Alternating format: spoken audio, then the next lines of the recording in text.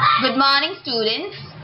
Let us continue with the chapter 1 of 11th statistics, that is collection of data.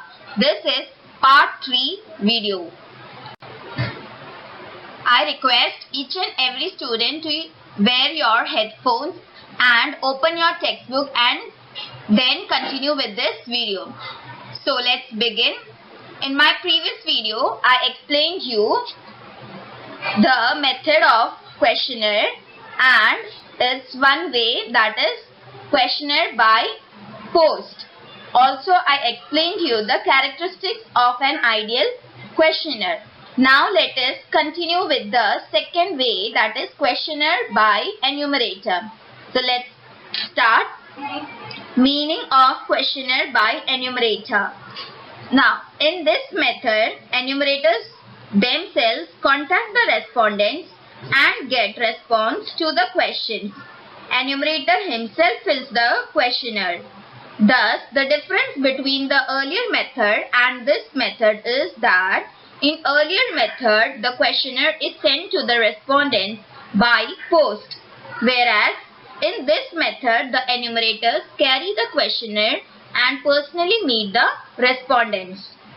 Here, the enumerators should be enthusiastic, polite, honest, and efficient in their work so that they can extract correct answers to the questions by providing relevant and supplementary information to the respondents. The enumerators are also instructed to create friendly atmosphere without entering into any controversy or showing any disrespect towards the respondents. So, what do you understand by this method of questionnaire by enumerator? That it is saying that in the earlier questionnaire by post, the questionnaire was sent by post to the respondents. But in this method, that is questionnaire by enumerator, the enumerator visits the respondents and then helps in answering the question. So any of the respondent who is finding to get the correct answer or is having any of the doubts, then these enumerators can help them out to give the correct information. And they personally meet these respondents for this. So, by personally meeting, the enumerator should be enthusiastic also, polite, honest, and efficient in his work. So, these are some of the qualities that are required in that enumerator, which would help them to collect the proper and authentic information from the respondents. Also, it is required to create a friendly atmosphere between the respondent and the enumerator, and without entering into any of the controversy or showing any of the disrespect towards the respondent. So, these things should be kept in mind. I hope it is clear to you. Now, let's come to the advantages.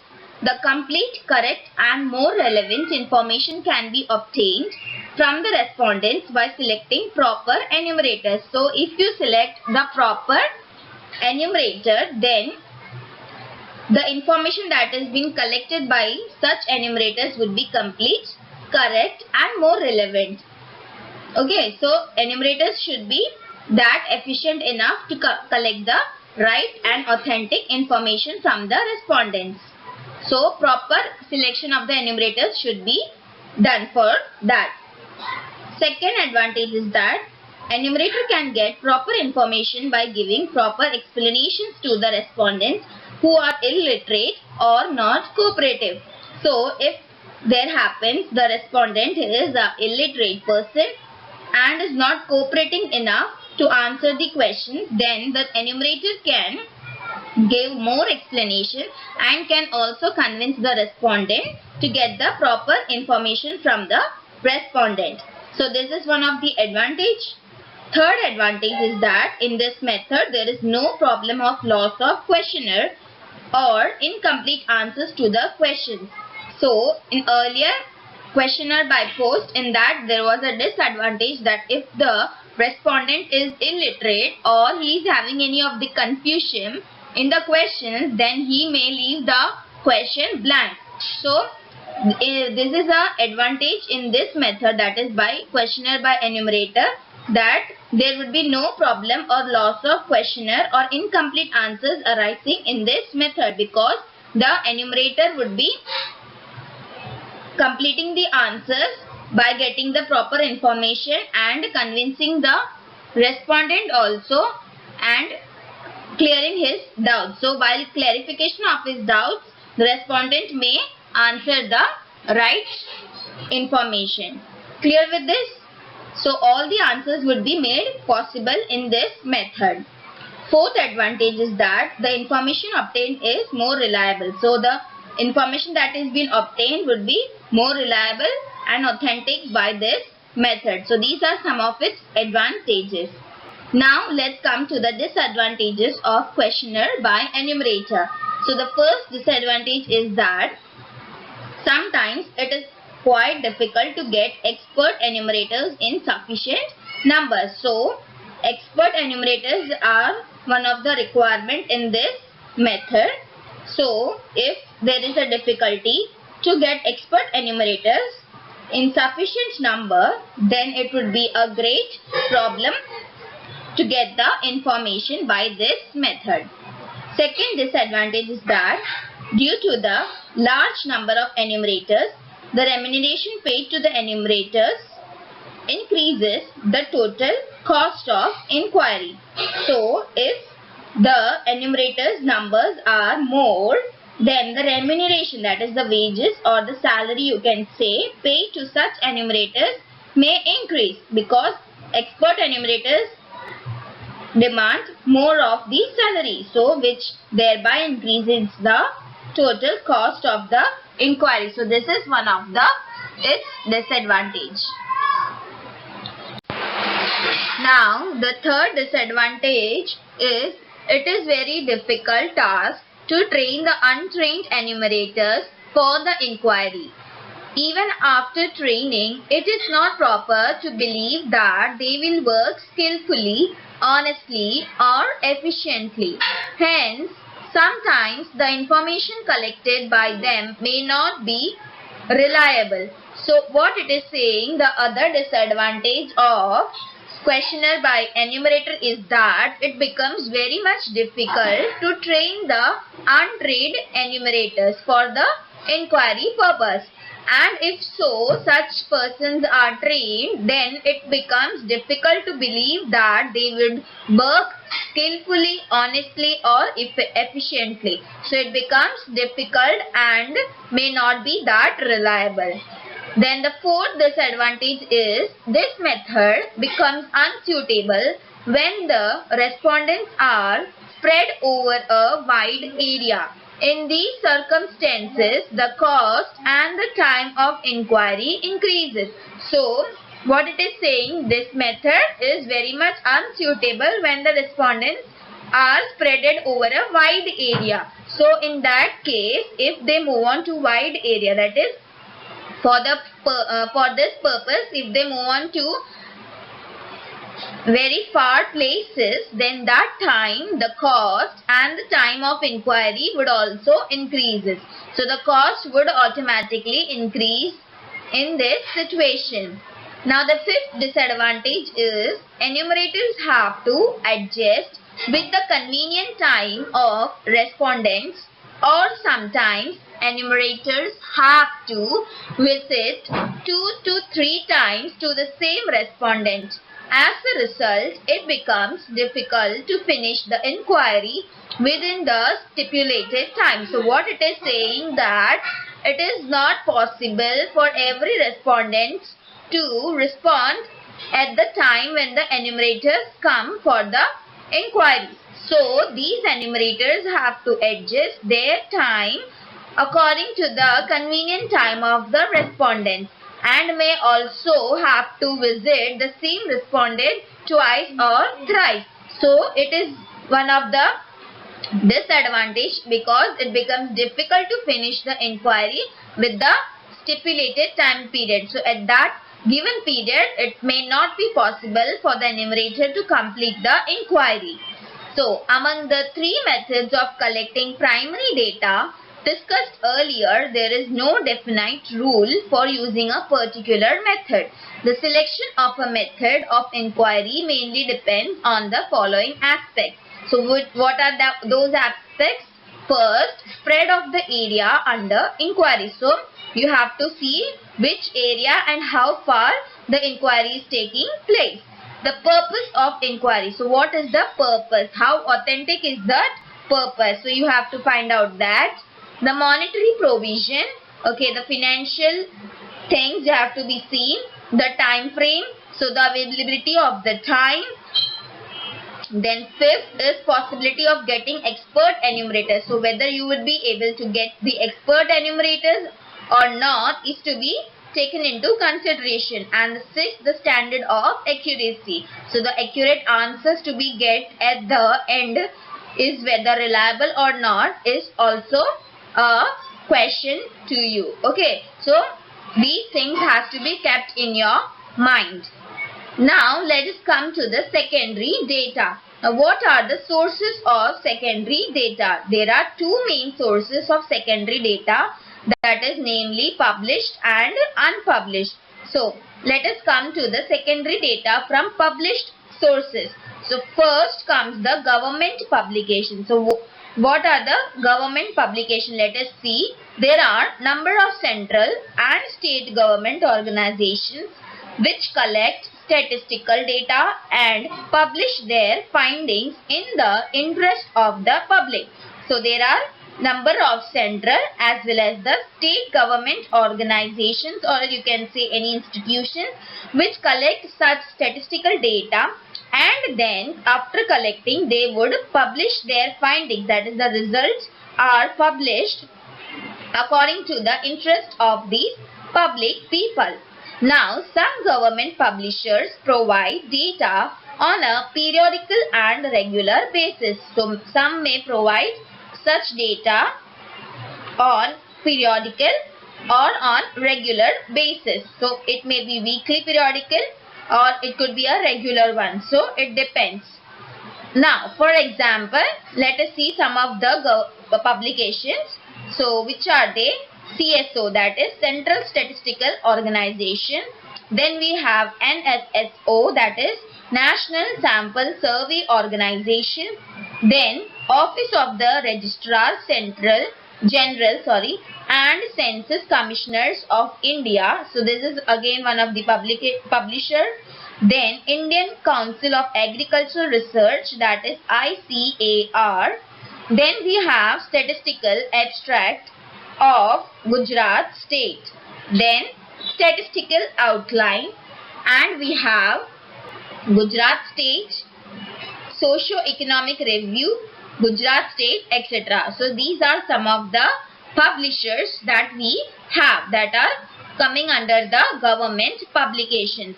So from the published data of such government bodies, the information about wholesale price index numbers, import-export, vital statistics, agricultural statistics, results of population census can be obtained. So these are some of the data that are obtained from such government bodies. I hope it is clear to you. Now the second source is semi-government publications.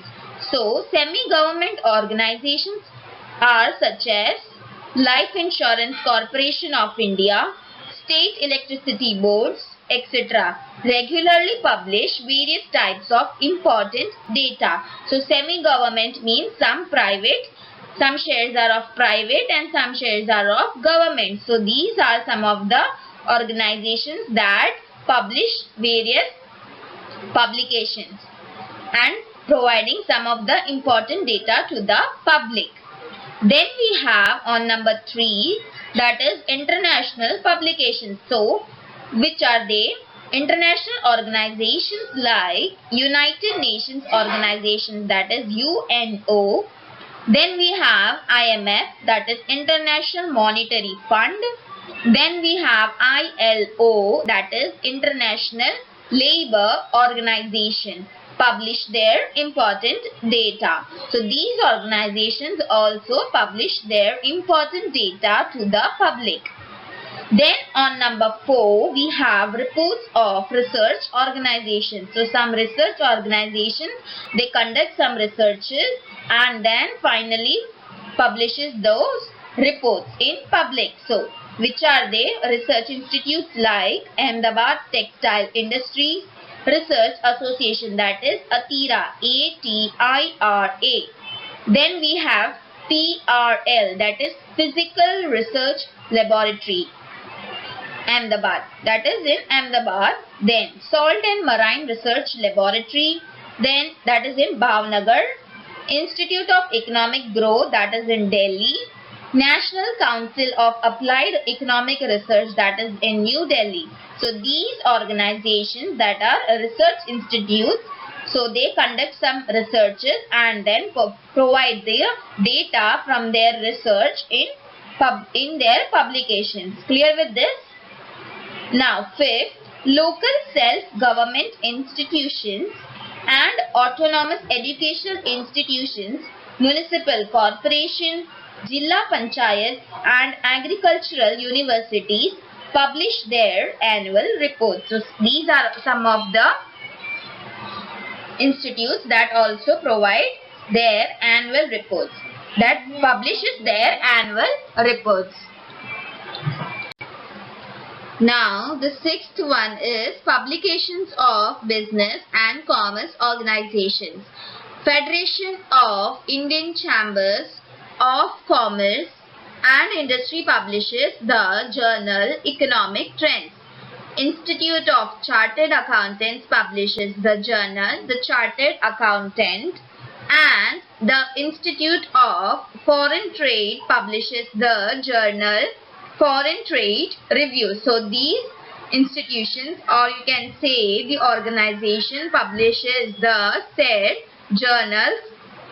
Okay, so these are some of the publications of which are related to business and commerce organizations. Now the seventh one is newspapers and periodicals. The data regarding economics, commerce, business, sports, etc. can be collected from the different newspapers and periodicals like Economic and Political Weekly, that is EPW, Commerce, Business, Today, Financial Express, etc. These are also important sources of getting secondary data. So, seventh source is from the newspapers and periodicals. So, I hope everyone are familiar with this newspapers and periodicals. So, you all have read the Business Today, periodicals, Financial Express. So, these are some of the examples that has been given to you. From these periodicals and publications, you can get the data regarding the economics field, commerce field, business field, sports, etc. Clear with this? Now, secondary data from unpublished sources. So, above were the published sources which were publicly known to everyone. Now, there are some of the secondary data that are unpublished from the unpublished sources. So, let us see. Some of the statistical data may not be published. Sometimes the data may be drawn on request from the unpublished internal records of private and public organizations which are prepared for their reference. For example, salary of employees, their length of service, their education level, data regarding investment of mutual funds in public and private sector companies, PhD thesis of various universities, etc. So, these are some of the unpublished data that are collected for the personal use of the organization. So, they are quite confidential and drawn on request from the unpublished internal records of private as well as the public organization. So, which are prepared and used only for their personal references. So, these are the examples that has been given to you. That is the salary of employees, then the length of their services, then the education level. So, these are some of the examples that has been given to you which are used by the private and the public organizations which are used for their personal reference. I hope this is clear to you. Now let's come to the next topic and the last topic of this chapter, that is precautions while using the secondary data. So some of the precautions you have to be taken in mind. So which are there? A careful scrutiny, that is must be taken before using secondary data. So that is scrutiny means close examination you should be taken before using this secondary data. So the reason is that such data may be erroneous, that is incorrect, of inadequate sample size, or may not be suitable with the purpose of the inquiry. So such secondary data may not be useful for statistical analysis, drawing conclusions and inferences from the analysis. Therefore, before using such data, the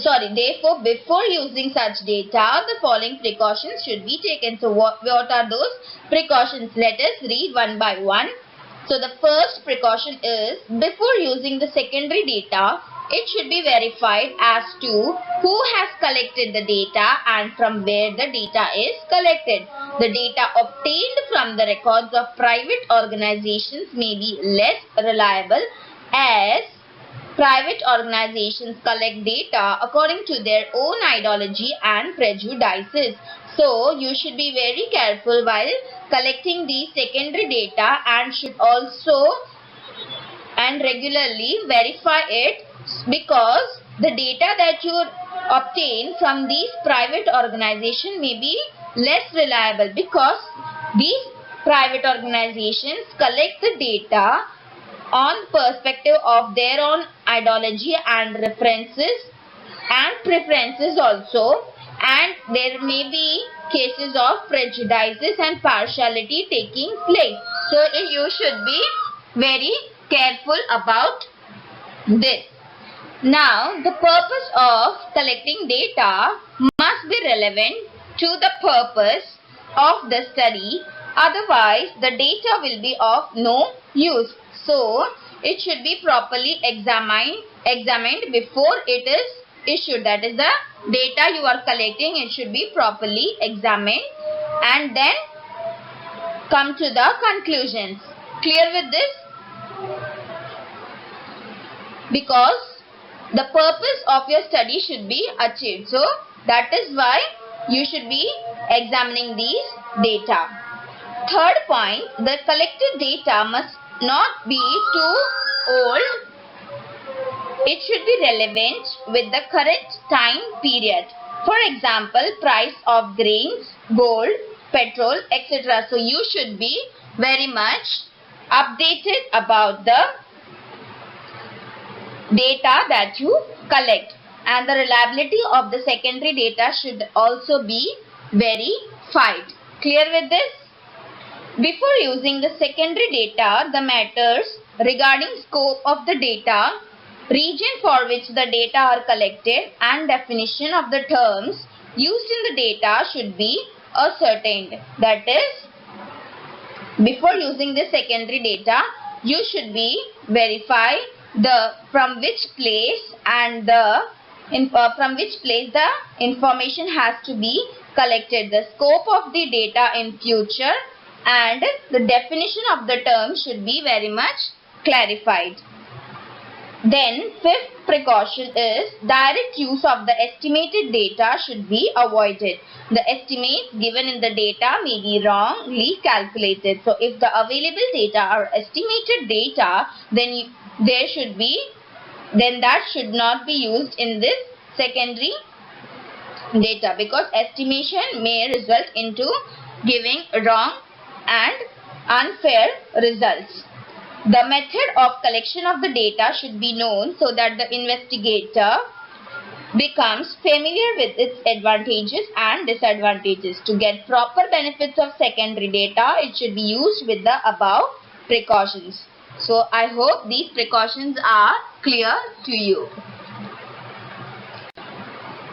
So students, hereby we complete our first chapter of your subject statistics.